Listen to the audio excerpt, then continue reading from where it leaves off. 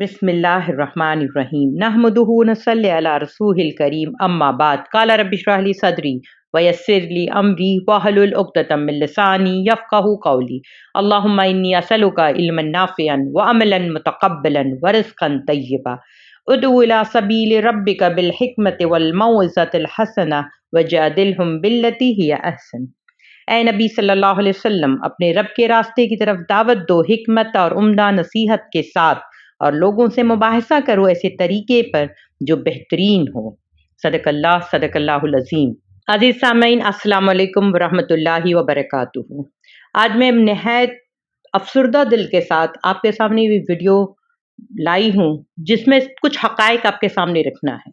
ये हक़ाइक़ इस तरह से हैं कि आपको ज़रूर सुनना चाहिए ताकि आपको पता चले कि देखिए हमारे घरों में शर कैसे दाखिल हो रहे हैं और कहाँ कहाँ से आ रहे हैं। ये जमीयतुल उलमा का जो इजलास हुआ था दिल्ली में, उसकी तरफ मैं आपकी तवज्जो चाहूँगी। देखिए, अल्लाह सुब्हान तआला ने कुरान में फरमाया है कि इस्लाम की जो दावत देने के लिए कुरान जो सबसे पहली बात कही कि वो हिकमत और मौइज़ा हसना है। अगर हमने हिकमत के साथ पेश की, हिकमत के साथ बात बताई, तो इंशाअल्लाह जो है ये दीन जो है दूर तक फैलेगा और दीन के मामलात को आप समझा सकते हैं। अब इसमें 4 तबकात होते हैं, जिसमें ये अमीरुल हिंद जो हैं उन्होंने जो बात कही, तो उनको हमेशा से एक आदत है कि अपने मदरसों के बच्चों के सामने जो भी बात कर लेते हैं या फिर उनके वो जो फॉलोअर्स जो अंधी तकलीद करते हैं उनके सामने वो जो कह लें, लेकिन उनको ये एहसास होना चाहिए कि जब वो नुमाइंदगी करते हुए दिल्ली में बात कर रहे थे रामलीला मैदान में, और वहाँ पे उन्होंने जो बात उनकी अगर हम मान लें तो आप सोचिए किस कदर ये खतरनाक साबित होगी मुसलमानों के हक में। मैं थोड़ी सी आपकी तवज्जो वहाँ पे चाहती हूँ।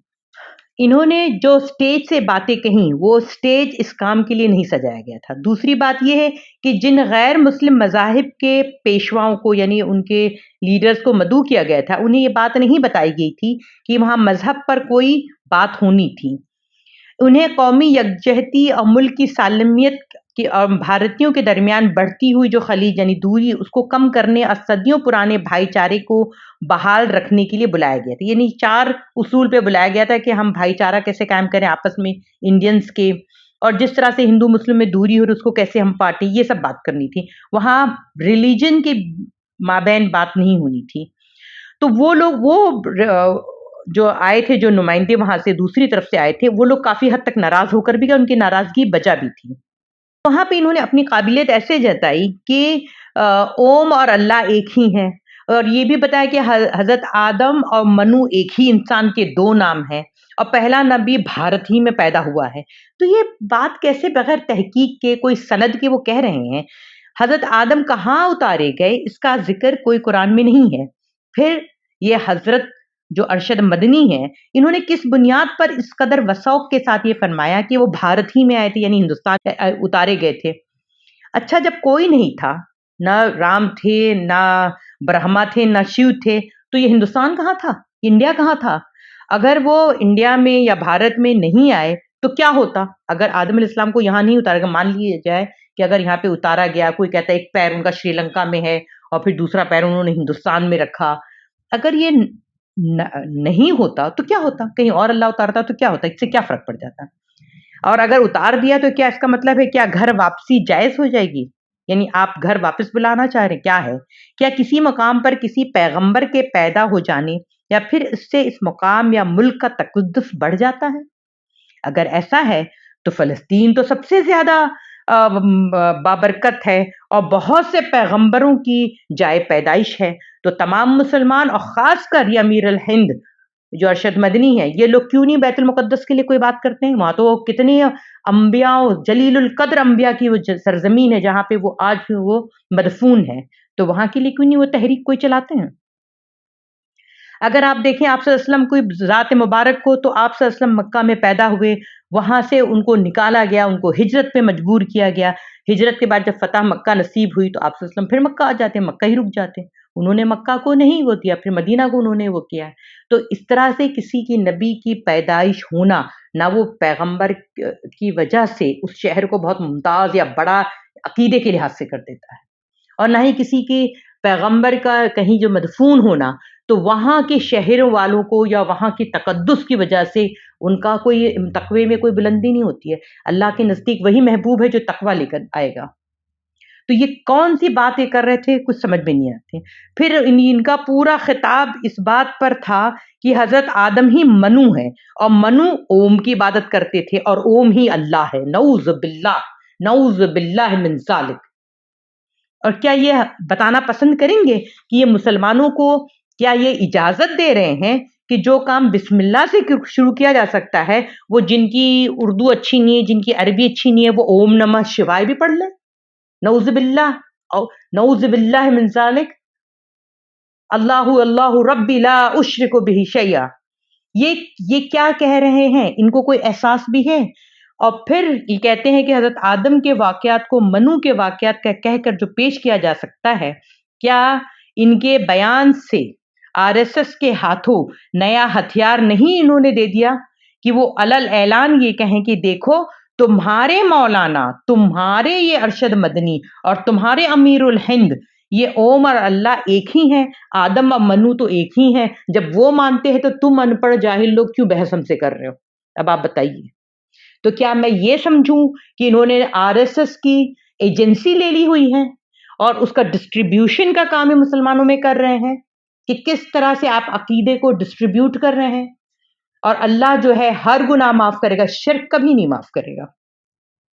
ہم یہ جانتے ہیں کہ 2024 کے الیکشن جو پارلیمنٹ الیکشن ہونے والے ہیں وہ اب قریب آ گئے ہیں، اور جو دور اندیش لوگ ہیں، جو قومیں سوئی ہوئی نہیں ہیں، جاگی ہوئی ہیں، وہ اپنی اپنی صف بندی کر رہی ہیں.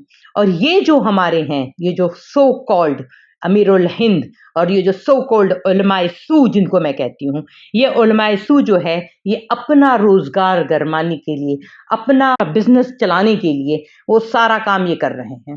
ورنہ ان کو کیا ضرورت تھی کہ رام لیلا میدان میں یہ اتنا بڑا وہ اجلاس کرنے کی اور اس میں یہ واہیات بات کرنے کی، شرکیہ کلام کہنے کی. اور یہ اتنے جوش میں آ گئے تھے کہ انہوں نے اللہ سبحانہ تعالیٰ کہتے ہیں اب حکمت کے ساتھ بات کرو، یہ حکمت سے ایسے پیدل ہوئے کہ انہوں نے جوش میں آ کے اپنے برادران وطن کو یعنی تمام لوگوں کو جاہل تک کہہ دیا. اس اجلاس میں جو پہلے دن ایک جو تجویز پیش کی گئی تھی، اس میں کچھ جملے اس طرح تھے کہ جو نام نہاد تنظیمیں اسلام کے نام پر جہاد کی وجہ سے انتہا پسندی اور تشدد کا پرچار کرتی ہیں اور قومی سلامتی یعنی جو راشٹر کی ایکتا اور اکھنڈتا کے زاویے سے ایجنسیوں کی نظر میں قابل گرفت اور مشتبہ ہیں، ان سے بیزاری اور دوری بنائے رکھنا ہمارے نوجوانوں اور طلباء کے تحفظ اور کریئر کے لیے بے حد ضروری ہے. جانے انجانے میں ذرا سی غفلت ان کی زندگی کو تباہ کر سکتی ہے. تو ان جملوں کا مطلب یہ ہوتا ہے کہ یہ جمعیت العلماء اور اس کا امیر جو ہے ارشد مدنی اور یہ محمود مدنی، یہ دونوں علماء سو جو ہیں اور ان کا پورا ٹولہ پورا گروہ یہ تسلیم کرتی ہے کہ مسلمانوں میں کچھ ایسی تنظیمیں ہیں جو جہاد کے نام پر نوجوانوں کو اکسا رہی ہیں. یہ وہ کہنا چاہتے ہیں. ایک طرف تو تم یہ بات کہو گے، دوسری طرف ہمارے سے پیسہ اور چندہ لوگے کہ تم ان لوگوں کا مجبوروں کا کیس لڑو. ٹھیک ہے نا. اور سرکار اور جب یہ کہہ رہے تھے کہ ایسی تنظیموں سے، ایسے لوگوں سے ہم اپنے نوجوانوں کو بچانا چاہیے، تو جمعیت ان نام نہادوں کا تنظیم جو ہے، جو آرگنائزیشن ہے، ان کا نام بھی بتا دیتی تاکہ سرکار کو بھی، انٹیلیجنس کو اور خود مسلم نوجوانوں کو بھی اور عام مسلمان میرے جیسے جاہل مسلمانوں کو بھی آسانی ہوتی کہ کس کی یہ بات کر رہے ہیں، کس سے دوری بنائے رکھنا ہے. کمال کی بات یہ ہے کہ ایک طرف تو یہ آپ فرمائے کہ کوئی مسلمان دہشت گرد نہیں ہے اور اسلام میں معصوموں کو قتل کرنا جہاد نہیں ہے، اور دوسری طرف آپ یہ اقرار کریں کہ بھارت میں ایسی، ہندوستان میں ایسی کچھ تنظیمیں ہیں جو یہ کام کر رہی ہیں. تو یہ حضرت جو ہے صرف اور صرف آر ایس ایس کے پکے ایجنٹ کے سوا مجھے کچھ نہیں لگتا. اور میں ذاتی طور سے یہ کہنا چاہوں گی کہ جمعیت العلماء کو ہند کو سب سے پہلے اپنے اندر جو ہے اتحاد پیدا کرنا چاہیے. اس کے بعد اپنی تنظیم میں جمہوری جو بولتے ہیں نا جمہوری شورائی نظام کو لانا چاہیے. یعنی ان کے بعد جو ہے نا یہ جو چل رہا ہے نا سلسلہ کی خاندانی اجارہ داری جو ہے اس سے نکلیں، اور دوسرے مسلک کے علماء کو جیسے شیعہ لوگ کو بھی بلائیں آپ، وہ ہمارے پڑھے لکھے بھائی ہیں، ان کو بھی بلائیں آپ. ان سے بھی مشورہ کریں، آپ سنیوں کو بھی بلائیں، آپ باقی لوگوں کو بھی بلائیں. اور دوسری بات، میں تو خیر کوئی مانتی نہیں کوئی اس قسم کی تنظیم ہوتی ہے کچھ، وہ سب مسلمان ایک ہیں. اللہ سبحانہ تعالیٰ نے کہا ہے کہ تم دین میں تفرقہ مت کرو. اللہ سبحانہ تعالیٰ نے ایک ہی بات فرمائی قرآن میں کہ دین میں تفرقہ مت کرو. لیکن جس لیول سے لوگ جانتے ہیں تو ان کے بھی علماء کو آپ بلائیں، ان سے بھی آپ جو ہے سارے لوگوں سے اپنے تعلیمی نظام میں عصری مضامین کو یہ ساری چیزیں جو ہے نا ان سے ڈسکس کریں کہ کس طرح سے آپ پروگریسو ہو سوچ سکتے ہیں.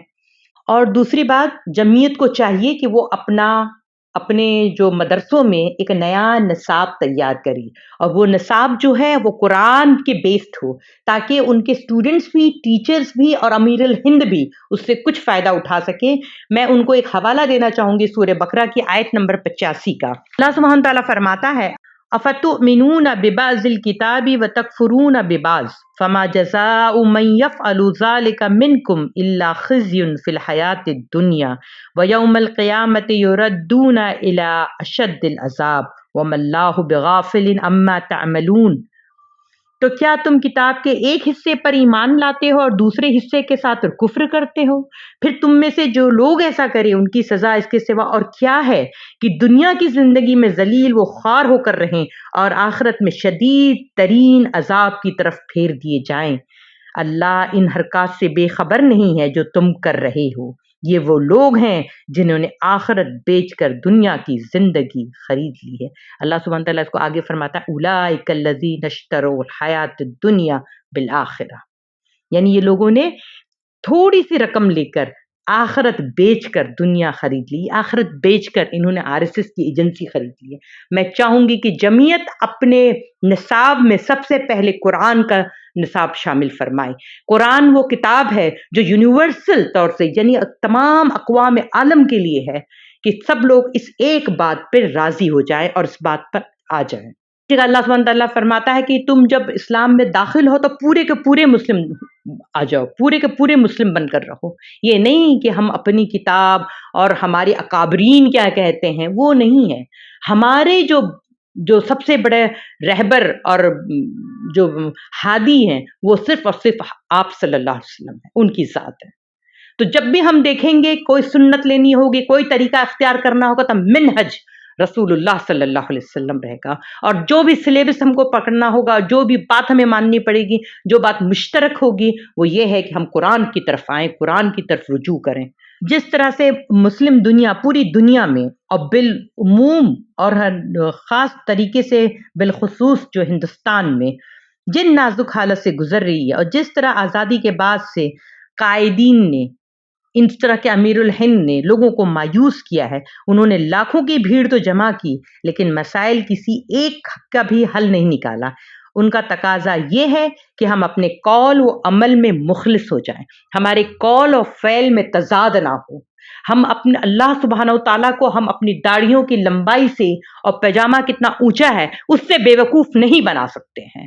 اللہ سبحانہ و تعالیٰ ہمیں دیکھ رہا ہے، اس کو ہمارے باطن کا بھی پتہ ہے، ظاہر کا تو پتہ ہی ہے. ظاہر کا تو میرے جیسے لوگ بھی دیکھ کے سمجھ جاتے ہیں. لیکن یہ آپ کو میں اس لیے میں نے یہ ویڈیو بنایا ہے کہ میں آپ کو بتاؤں، باشعور ہو جائیں.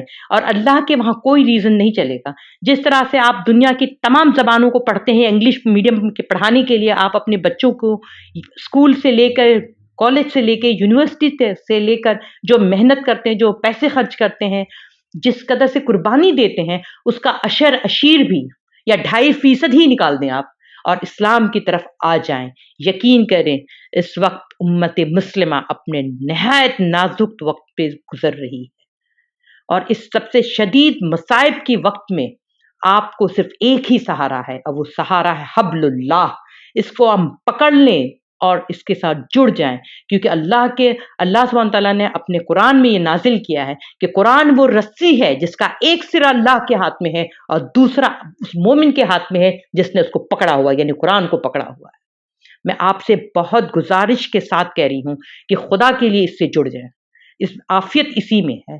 میں اپنی بات علامہ اقبال کی اس دعا سے ختم کر رہی ہوں کہ کوئی عروج دے نہ زوال دے، مجھے صرف اتنا کمال دے. کوئی عروج دے نہ زوال دے، مجھے صرف اتنا کمال دے. مجھے اپنی راہ میں ڈال دے کہ زمانہ میری مثال دے. مجھے اپنی راہ میں ڈال دے کہ زمانہ میری مثال دے، تیری رحمتوں کا نزول ہو، تیری رحمتوں کا نزول ہو، مجھے محنتوں کا صلہ ملے، مجھے محنتوں کا صلہ مجھے مال و زر کی ہوس نہ ہو، مجھے مال و زر کی ہوس نہ ہو، مجھے بس تو رزق حلال دے، میرے ذہن میں تیری فکر ہو، میرے ذہن میں تیری فکر ہو، میری سانس میں تیرا ذکر ہو، میری سانس میں تیرا ذکر ہو، تیرا خوف میری نجات ہو، تیرا خوف میری نجات ہو، سبھی خوف دل سے نکال دے، سبھی خوف دل سے نکال دے، تیری بارگاہ میں اے خدا، تیری بارگاہ میں اے خدا، میری شب روز ہے یہ دعا، تیری بارگاہ میں اے خدا، میری شب و روز ہے یہ دعا، تو رحیم ہے تو کریم ہے، تو رحیم ہے تو کریم ہے، مجھے مشکلوں سے نکال دے، مجھے مشکلوں سے نکال دے۔ جزاک اللہ خیر، شکریہ۔